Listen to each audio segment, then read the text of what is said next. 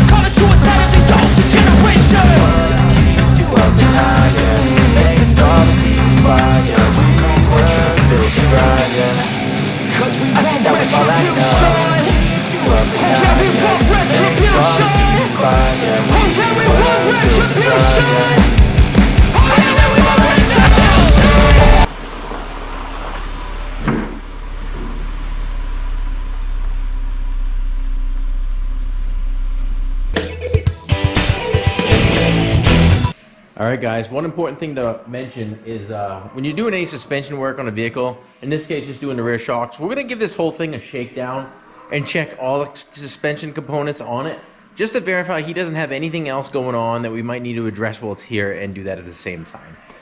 So what we'll do is we're going to give this thing a quick look over, and then we'll get into the rear shocks. Alright guys, what are we looking at? We are looking at the left front outer tie rod end on this Grand Cherokee, and like I said, we were giving it a shakedown. And lo and behold, it's got a bad tie rod end. Pretty bad, actually. So talk to the customer. We're going to get this replaced while we're in here doing the rear shocks. So we'll get this done for him as well. Alright guys, we got this thing in the air and the wheels are off. So I don't need to tell you to do that. Pretty self-explanatory. Do you need a lift? You don't need a lift to do this. We have one. Obviously, I'm going to use it because I can.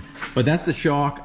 It is winter up here in Maine, so everything is crusty and dirty and gross. So I'm going to blow this with some compressed air and try to get some of this stuff off. We were going to do an oil undercoating on this after. We're going to wait until later in the spring when we can get this thing really cleaned up, because I don't want him to waste his money spraying over dirt. But anyway, this is the rear shock. The lower shock right here is just a horseshoe around the lower control arm. 21mm bolt here and a wrench on the back to hold it. And up in the top here, there are a couple ways you can do this. So this inner fender plastic all does come out. If you want full access to this thing, you can take this out. It's a bunch of little plastic clips that, be aware, break easy and sometimes can be very hard to reuse, especially on something with some miles that's been on the road for a while. This is the 2014. But you can do it without doing that. Now, it's a little harder because up in there, let me try to get the camera up there to show you. Okay, right there. So there's your top. It's not bad. It's probably like 4 inches up from the splash guard. I believe those are 16mm bolts. There's one here and there's one on the other side there. So they're not horrible. You get an extension, you can get at them with an air ratchet or a regular ratchet and take this whole assembly out and drop that lower control arm down, fish it out, and you're good to go. So that's up to you how you want to do it. I'm going to try to do it without removing the inner fender, just because I don't want to have to replace a bunch of clips on this thing. So we're going to go ahead and take the bottom bolt out, take the top bolts out, blow this whole thing off, and show you what we get when we get it on the ground, so we can kind of show you what you need to transfer over to the new shock. So again, 16mm, I believe. These are your top 2 bolts. It doesn't really matter the order. Take your bottom bolt out. It's a through bolt with a nut, 21mm. Impact is your friend on that bottom one, and take that out.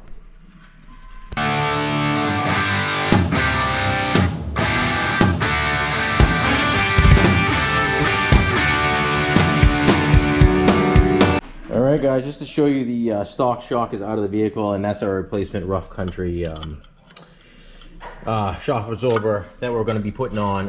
And typically on this top hat, so this gets reused, this right here, and yeah, it's kind of ugly looking, but it's not rotted, it's just crusty. The paint and stuff that's come off it. A lot of times you take a screwdriver and pop this off. It's a couple of plastic tabs. This one popped right off, no problem, obviously. And then the inner nut, do yourself a favor, use an impact gun. It's far easier than trying to hold the center hex and turn the and get a through socket. We just blast it with an impact. Borrow one if you got to. 3/4 inch or 19mm on that. and then this whole top section slides off, and then we're gonna reuse it. I don't know about the bump stop, so let me get this off and we'll inspect it and see what we can reuse on the aftermarket shock. All right, there we go, top hat's off, and actually the bump stop is part of it on the inside there and stayed in, and I test fit it, and it does actually slide right on. This is a complete assembly. So literally you just slide this back on, use your new nut to tighten everything back down, and then it's back on the Jeep with our new Rough Country shocks. So I'm gonna go ahead and assemble it, then we're gonna back up in the Jeep, and top hat has got to stay on there. It literally just sets on there for when you go ahead and put it up into the Jeep itself. So remember that when you put your fasteners in there. And that at those points it may be easier with the inner fender out. We've done this, so it's not that bad. All right, we just kind of threw it in here. You can just slide it in like this, like in through here, and you compress it a little bit. You can do it by hand to hop over the lower control arm to get it down in there, and then you just slide the bolt through. But now you just hold it up in place, line those two bolt holes up, and if you have a buddy it helps, and if you had the inner fender on it helps a little bit. But again, this is a faster way to do it because it's not required. You go ahead and thread these up in there. So I'm gonna go ahead and have my other hand hold that up and then tighten this down, so therefore not hold this camera. But it's not bad. Shows my camera lens was getting dirty. On the bottom, now that the top is in, and do your top first, because it's easier to line this up than it is to fight threaded holes. So definitely do the top first, then the bottom, like we are. But as you can see, we're off a little bit. So this control arm has to go up. You can do this a couple of different ways. Like we're on the lift, so we can go up on the lift and we can use our jack stand and kind of push this control arm up to line up the hole and get it in. If you were working on the ground, get a jack or a pry bar, even on the tire, whatever you got to do if it was on, and lift it up a little bit. It's not that hard. And slide your bolt through. All right, see, that's what we did here. We had a jack stand because we're on a lift, so we have a tall jack stand. We just kind of lifted it up, lined up that hole, and through bolt. This side is done and installed. We'll throw the other side in, and this job is done. Customer will be happy. Test drive. All right, guys, there it is. Our Rough Country rear shocks are installed, start to finish, on this 2014 Jeep Grand Cherokee.